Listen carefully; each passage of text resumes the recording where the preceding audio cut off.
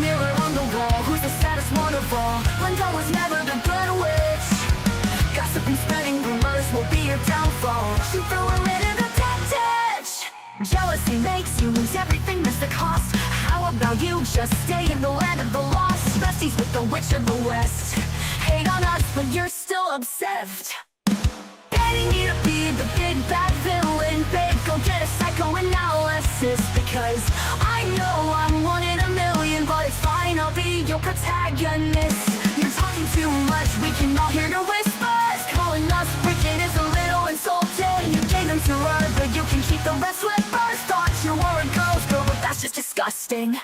You can call me the bad witch, but I'm not the snitch. So tell me which is which? Which is which? Which is which is which?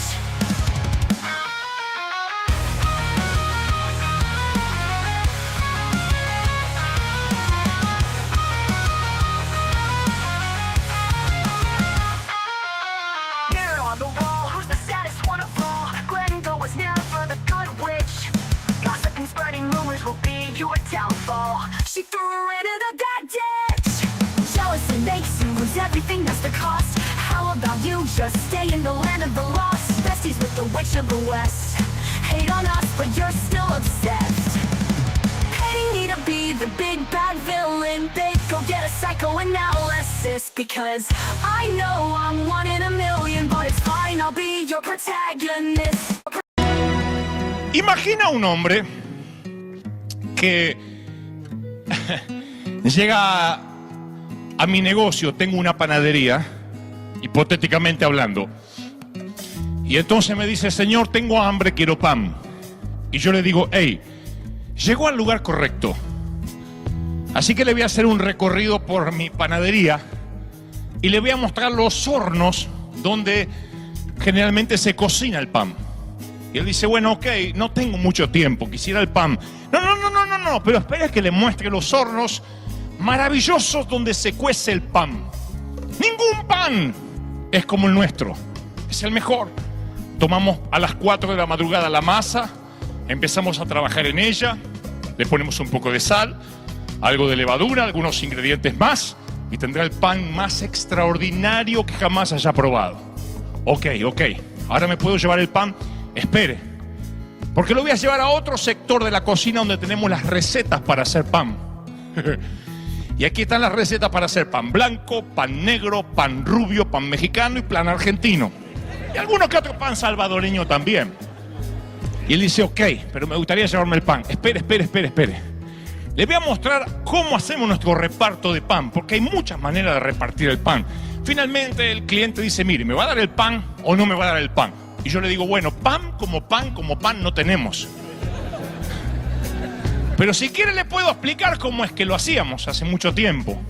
Y me dice: no me puedo creer que usted tenga una panadería abierta al público y no tenga pan. Y yo le digo: bueno, es que no tenemos porque hace mucho que se nos acabó.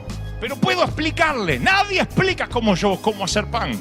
Nadie tiene las recetas que yo tengo para hacer pan. Finalmente el cliente se va enojado, porque le hice perder mucho de su tiempo, de su calidad de tiempo, y por si fuese poco, no se lleva lo que vino a buscar. Creo que la gente no se acerca a las iglesias porque muchas de las iglesias son panaderías abiertas que no tienen pan para ofrecer. Muchas de las congregaciones son panaderías que hablan del pan que alguna vez hicieron, hablan del alimento que alguna vez tuvieron. Y por eso la gente no quiere ir a las iglesias. Si hay gente aquí por primera vez, que obviamente, valga la redundancia, es la primera vez que está en una iglesia, no los culpo. Muchos de ustedes en alguna ocasión han ido por pan y solo han encontrado recetas de cómo hacerlo, hornos donde alguna vez cocieron pan, pero no se llevaron nada, siguieron tan hambrientos como cuando entraron. Suele suceder. Yo tampoco iría a un sitio donde no hay pan. Yo no iría a un sitio donde no pueda saciar el hambre. La gente quiere saciar el hambre, por eso va a hacerse leer las cartas, lee los horóscopos. Y yo digo: ¿por qué habrá gente que puede oír esas cosas? Lo hace simplemente porque tiene necesidad de pan. Porque cuando fue a las panaderías que nosotros promocionamos por radio y por televisión, le explicaron cómo hacer pan, ¿Dónde están los hornos? ¿Cómo se hizo alguna vez? Pero a lo sumo, si fuiste, te tuviste que arrastrar en la alfombra a recoger alguna migaja del pan del pasado. La Biblia narra el incidente que en cierta ocasión hubo una familia que dice que se llamaba la ama de casa, o quien era la mamá del hogar, se llamaba Noemí, y tenía un esposo y tenía 2 hijos. La Biblia dice en el libro de Ruth, capítulo 1, aconteció en los días que gobernaban los jueces que hubo hambre en la tierra. ¿Se animan a decir conmigo hambre en la tierra? Porque no quiero que os olviden eso. Y un varón fue a morar a los campos de Moab, él y su mujer y 2 hijos suyos. El nombre de ese varón era Elimelec, los 2 hijos se llamaban Malón y Kelión. Y murió Elimelec, marido de Noemí, y quedó ella con sus 2 hijos, los cuales tomaron para sí mujeres moabitas. El nombre de uno era Orfa, el otro era Ruth, y habitaron allí unos 10 años. Pero murieron también los 2 hijos, Malón y Kelión. Y la mujer quedó desamparada de sus 2 hijos y de su marido, y se levantó de los campos de Moab, porque oyó en el campo de Moab, oyó un rumor que Jehová había visitado a su pueblo para darles pan. La historia es más o menos así, no les tomaré mucho tiempo. Hay una familia compuesta por Noemí, el esposo, 2 hijos, que en cierta ocasión, viviendo en un sitio llamado Casa de Pan, Belén, donde nació nuestro Señor Jesucristo, significa casa del pan, o panadería, vendría a ser más hispano, pero significa casa de pan, o casa donde se cuece el pan. Y ellos, viviendo justamente en la casa del pan, un día empiezan a tener hambre. Así que puedo entender un poco cuando de la casa del pan se tiene que ir esta familia. El pan simbolizaba en el Antiguo Testamento la presencia de Dios, literalmente. Les decían el pan de la proposición. El pan era el elemento o el indicador de la presencia de Dios. La Biblia dice: el pan de Dios es aquel que descendió del cielo y le da vida al mundo. Así que cuando ellos dicen que tuvieron hambre, yo también lo puedo comparar con el hambre espiritual que a veces tenemos. Hace poco, en una entrevista que tuve con alguien, estaba allí sentado un hermano en Cristo y me dijo: Dante, yo atiendo el teléfono y he atendido en estos últimos meses cerca de 20 y tantos pastores de tu ciudad. Y esos 20 y tantos pastores literalmente te quieren ahorcar. Están muy enojados contigo. Y le digo: ¿por qué? Y me dicen: porque desde que llegaste se les vaciaron sus iglesias. Y yo le dije: pero es que nosotros nunca fuimos a pescar a las iglesias ajenas. Jamás yo visité una iglesia desde que llegué aquí invitando a alguien a que venga a este lugar. Ellos deberían preguntarse qué es lo que están haciendo mal o qué es lo que está faltando, porque la gente no es tonta. No podemos subestimar a las personas y decir: bueno, son ovejitas que las llevan de acá para allá. No, nosotros no podemos pensar que nos llevan de aquí para allá. Si alguien se mueve de un sitio a otro es porque empieza a sentir hambre de la presencia de Dios. Y cuando uno conoce la presencia de Dios y conoce lo que es comer pan, ya no quieres que te hablen de recetas de cómo hacer pan. No quieres comer migajas de las alfombras, de avivamientos pasados, de lo que pasó hace tiempo. Quieres realmente saber si esto es real. Les contaba hace un momento que a alguien le temblaban las piernas cuando entró aquí y nunca había entrado a una iglesia cristiana. No a todos les temblarán las piernas, pero sí te temblará el alma. Sabrás que tu vida no está bien con el Señor. Me ha tocado a mí entrar a recintos donde nadie sabe a qué me dedico, ni quién soy. Y de pronto alguien me dice: mire, yo no sé a qué usted se dedica, pero quiero que me hable, o estoy mal, o me empieza a contar su problema, porque hay una convicción de pecado. Siente que tiene que arreglar sus cosas con el Señor. ¿Cuánto hace que eso no te pasa? Digo, de entrar a una fábrica, a una empresa, a una compañía, a una oficina, y que la gente que tenga hambre perciba de que tú tienes el pan de vida. La Biblia dice que vendrán los tiempos en que habrá hambre en la tierra, y no hambre de pan, ni sed de agua, sino de oír la palabra de Dios. E irán errantes de lugar en lugar, de norte a oriente, buscando la palabra de Jehová, y no la hallarán. Encontrarán solo residuos de la gloria que ya no está. No la van a encontrar, porque aunque la busquen de un sitio a otro, no la van a encontrar.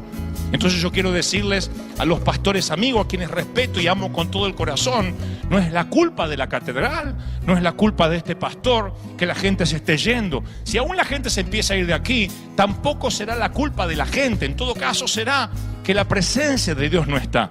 Y yo mismo le digo a la gente, si algún día sienten que la presencia de Dios no está, huyan por su vida, déjenme solo, no se queden un minuto donde la gloria se haya ido. Pero si en cambio está y conocen el pan, sáciense, coman, reciban, beban, que la gloria de Dios está.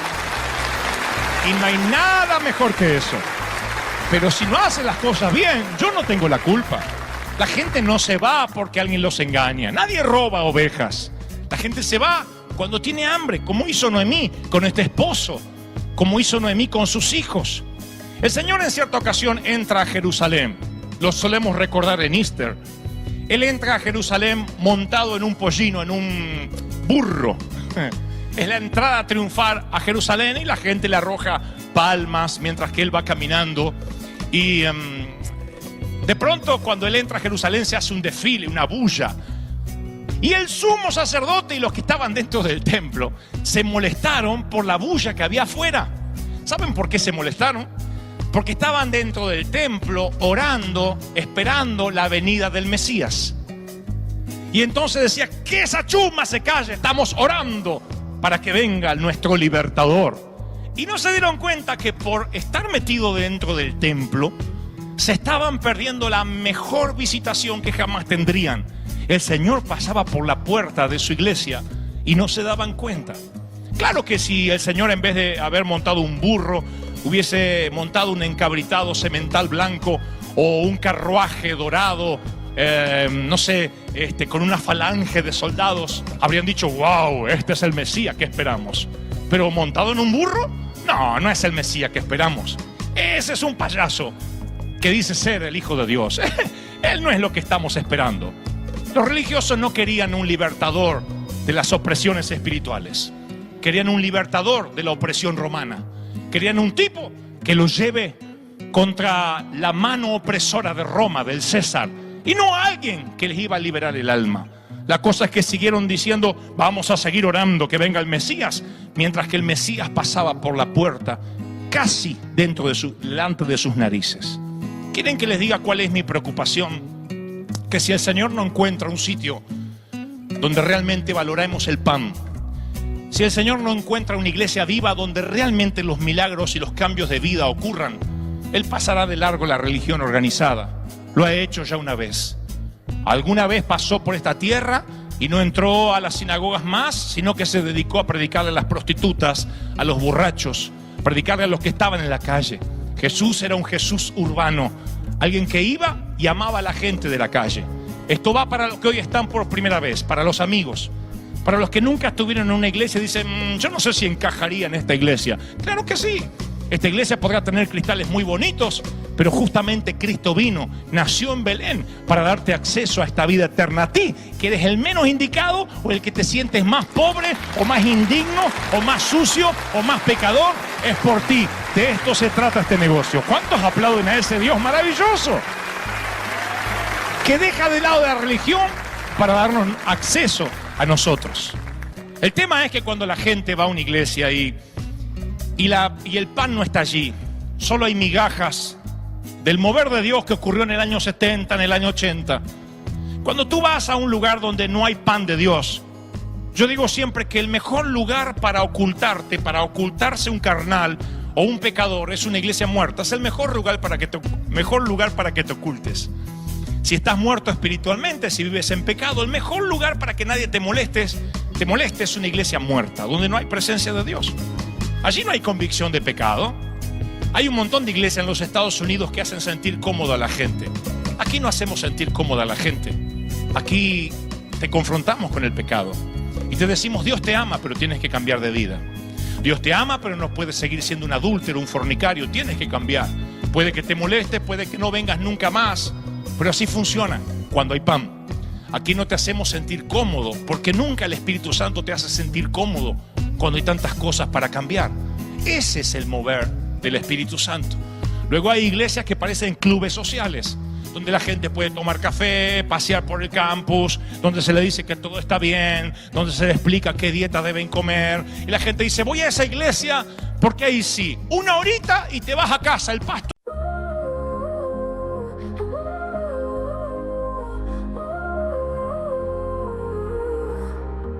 Morning kiss, soft and sweet and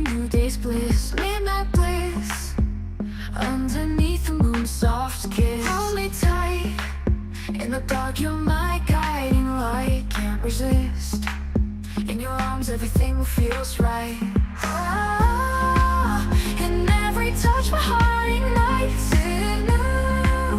My love, there's no more fight. You are a star in the world. You're the brightest spark, shining bright, illuminating every darkened night. In my heart, with you, lost I work go on all the night. In your embrace, I take flight. In your light, I find my way. Every moment I want to stay. Whisper close, soft secrets that only we know. Feel the glow. In your presence, time moves slow. Touch my soul. Your love's the fire that makes me whole. Let it shows. Together, let our true selves unfold. I'm Hulu. Every whisper, all our story told. In your eyes, my heart's been sold. You are a star in the world. You're the brightest spark, shining bright, illuminating every darkened night. In my heart, with you, lost I work go on all the night. In your embrace, I take flight. Oh baby, with you every day feels right. In your love, I find my light. Stay with me. Let's dance under the moonlit sea. Just be free. In your arms I find my plea. In your light I find strength, I find my might. I believe in this love we're meant to be. Ooh, in your light my dreams take flight. With you everything feels right. You are a star in the world. You're the brightest spark, shining bright, illuminating every darkened night. In my heart, with you, lost I won't go on all the night. In your embrace, I take flight. Oh no, together we shine so bright. In your love, my heart's alight.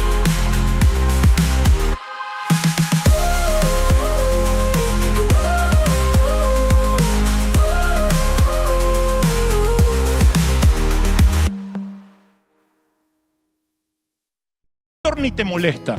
Esto no es un club social, no, porque todavía estamos fabricando pan y cada vez que la gente viene con hambre va a saciarse de ese pan de vida que no se ha ido. Nuestros hornos están trabajando, el olor y el aroma se siente a millas de distancia. Cruza la frontera, cruza las montañas y la gente ha oído, ha sentido, ha olfateado de que hay pan en la casa del pan. Hay pan en la casa del pan. Aplaudan a Dios, digan: Señor, hay pan en nuestra casa. Aleluya. Aleluya. Por eso es que la gente viene domingo tras domingo. ¿O creían que nosotros crecimos y nos hicimos una iglesia grande solamente porque hay buena música o un predicador que trae buenos mensajes? Nada de eso. La iglesia creció porque la gloria de Dios literalmente llenó el templo. La Biblia dice en Ezequiel: y vi aguas que salían debajo del umbral de la casa del templo. Dice la Biblia en Isaías: y vi al Señor sentado sobre un trono alto y sus vestidos llenaban el templo y todo se llenó de humo, y dije: ¡ay de mí, que soy muerto ante la presencia del Señor! La gloria de Dios llenó el templo. Segunda de Crónicas dice: y descendió fuego del cielo, consumió el holocausto y toda la gloria llenó el templo y los sacerdotes casi no podían entrar en él. Yo he tenido domingos aquí donde casi no he podido respirar. Y no era por el calor, por supuesto, sino por una atmósfera de gloria, de unción. ¿Cuántos han sentido eso aquí en la catedral en algún momento? ¿Cuántos quieren que eso no se vaya? Levanten la mano como si él diga: Señor, no quites de este templo tu presencia nunca. Mantengan la mano en alto, no la quites nunca. No quites tu gloria ni tu presencia de mi hogar. No la quites. Digan: Señor, no quites la gloria, no la quites, no quites. No quites la gloria, no la quites. No quites la gloria de mi casa, de mis hijos. Los que no saben qué es la gloria, diga: Señor, quiero conocerte más. Si hay algo que puedes hacer conmigo, hazlo ahora. Aleluya. Santo eres. Santo eres. Y Noemí, su esposa y sus hijos se fueron a tierras llamadas Moab a buscar pan. El tema es que cuando empiezas a deambular por ahí, no siempre vas a encontrar pan. Mi papá y mi mamá se entregaron al Señor cuando yo tenía 7 años, a razón de que mi mamá fue sanada de cáncer. Mamá tenía cáncer en las mamas, cáncer en la matriz y pólipos intestinales. Y la mandaron a morir. Y entonces mamá se estaba muriendo y papá, que era un hombre muy borracho, muy alcohólico, en un momento donde el alcohol no le llegó a la cabeza, tuvo la dignidad de llevar a mamá a una pequeña congregación de Buenos Aires. Y llegamos a una congregación no como esta, muy pequeñita en Buenos Aires. Y la gloria de Dios estaba allí. Había un pastor que no gritaba, era como yo. Hablaba mucho, pero no gritaba. No era de esos pastores. ¡Ah! No, simplemente hablaba. Y por alguna razón él logró hablar a nuestra cabeza, a nuestra mente, nuestro intelecto. Pero las palabras también perforaban y horadaban el corazón. Y dijo, si alguien necesita beber de Dios, comer de Él, encontrar un rumbo a la vida, pasen al altar. Y mi mamá, hecha un cadáver, pasó, le quedaban días para morir. El cáncer la había fulminado, liquidado casi por completo. Papá estaba tan borracho que no se pudo mover de la pared del fondo de aquel pequeño templo de Buenos Aires. Oraron por mi mamá. Mi mamá sintió que algo se le arrancaban de dentro y pensó que se moría ahí al frente, pero era Dios haciendo una intervención quirúrgica. Mamá fue sanada de cáncer en ese mismo instante. Eso fue hace muchos años atrás, en el año 1975. Yo tenía 7, 8 años de edad y yo vi el milagro, lo presencié. Y ahí están en Buenos Aires gracias a que Dios intervino. Pero luego, por alguna razón, esa iglesia se dividió.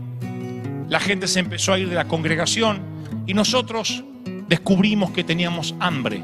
No nos llenábamos. Por alguna razón esa iglesia se transformó en religión y los servicios eran aburridos. Y papá decía, no quiero ir al culto otra vez. Y mamá tampoco quería ir. Y dijeron, yo era niño, salgamos a buscar pan. Y empezamos a recorrer iglesias. Eso es peligroso porque lo puedes encontrar o puede que pasen muchos meses y no encuentres nada y empieces a tener hambre. Empezamos a recorrer iglesias y ninguna llenaba nuestras expectativas. A donde íbamos había migajas del pan que hubo en el año 72. A donde íbamos nos hacían el recorrido y el tour por los hornos donde alguna vez se cocía el pan. A donde íbamos nos daban recetas de cómo hacer pan. Nadie tenía pan en la casa del pan. Y empezamos a tener hambre y nos enfriamos. Dejamos de leer la Biblia, dejamos de orar, dejamos de tener fe en Dios, dejamos de sembrar, de ofrendar, de diezmar, dejamos de pertenecer a una familia. Y los que hacen barbecue o asado a la antigua, como hacemos en Argentina, saben lo que ocurre cuando apartan un carbón del resto. Ese carbón es el primero que se empieza a apagar. El resto aguanta un poco más, pero ese carbón que separa queda apagado. Y nos empezamos a apagar. El cáncer volvió al cuerpo de mamá y otra vez estábamos en foja cero, como si nunca hubiésemos conocido al Señor. A veces es mortalmente serio cuando uno empieza a tener hambre. Por eso le digo a mi propia iglesia, el día que tengan hambre, huyan por sus vidas. Vayan a un sitio donde haya pan. No se queden por amor al pastor, por amor a la catedral. Es que yo puse aquel cristal, yo pagué aquel adorno navideño. No se queden por eso, ni acá, ni en ninguna congregación. No se queden ni por cariño al pastor, porque el pastor no te salvará. Huyan por sus vidas, porque cuando empiezas a tener hambre, un día vas a lamentar como la familia de Noemí, que perdió a sus 2 hijos, perdió a su esposo y ahora es viuda. Y allá, en las tierras donde no encontraba pan, oye, escucha el rumor, dice la Biblia, de que Dios había visitado la tierra donde ella había salido y había otra vez pan en la casa del pan. Oigan lo que les voy a decir de parte del corazón del Señor. Cuando el Señor trae pan, cuando la presencia de Dios llega a un lugar, no necesitamos ni televisión, ni radio, ni programas escritos. No necesitamos promoción de ningún tipo. Cuando la presencia de Dios llena un lugar, traspasa fronteras, traspasa montañas, traspasa los océanos. Y puedo decirles que en Oceanía, que en África, que en Asia, y no estoy exagerando, Dios no me permitiría mentir, que en toda América ya han escuchado lo que está ocurriendo con el pueblo hispano en la Catedral de Cristal, que en plena crisis Dios está trayendo pan. ¿Cuántos aplauden a Dios por eso? Díganme amén. Cuando Noemí oye que el pan ha regresado a su casa, sus nueras, que eran moabitas, que nunca habían conocido el pan, una de ellas le dice, llamada Ruth, le dice: hey, donde tú vayas, yo iré. Nadie le dice eso a una suegra, ella sí. Yo le diría a mi suegra: donde tú vayas, dime, porque me voy para el otro lado. Ella le dijo: donde tú vayas, yo iré. Tu Dios será mi Dios. Y si has oído rumores de que hay pan en la casa del pan, yo quiero acompañarte. Esto es lo que debo decirles hoy. Cuando esta explosión ocurra, esto que estamos esperando, aún mayor, no solo volverá aquella generación que alguna vez conoció el pan, sino que vendrá otra generación con ellos que nunca entraron a una iglesia. Muchas veces hemos dicho: vengan, que hay ríos de unción. Y cuando vinieron, no encontraron nada, encontraron mucho de humano y poco de Dios. Y como encontraron mucho de show, de programas, de cosas humanas, se vacunaron contra Dios. ¿Saben cómo funcionan las vacunas? Te dan una pequeña dosis de esa enfermedad a la que intentas combatir. Las vacunas son eso, nada más que eso. Si intentas combatir la poliomielitis, te dan una vacuna contra la polio, que es exactamente el virus de la polio, que te ponen en tu sangre para que formes un anticuerpo y luego la polio no te ataque. Eso es lo que son las vacunas, no es una medicina. Es exactamente el virus que te inyectan para que tu cuerpo, insisto, haga un escudo, un anticuerpo a las enfermedades.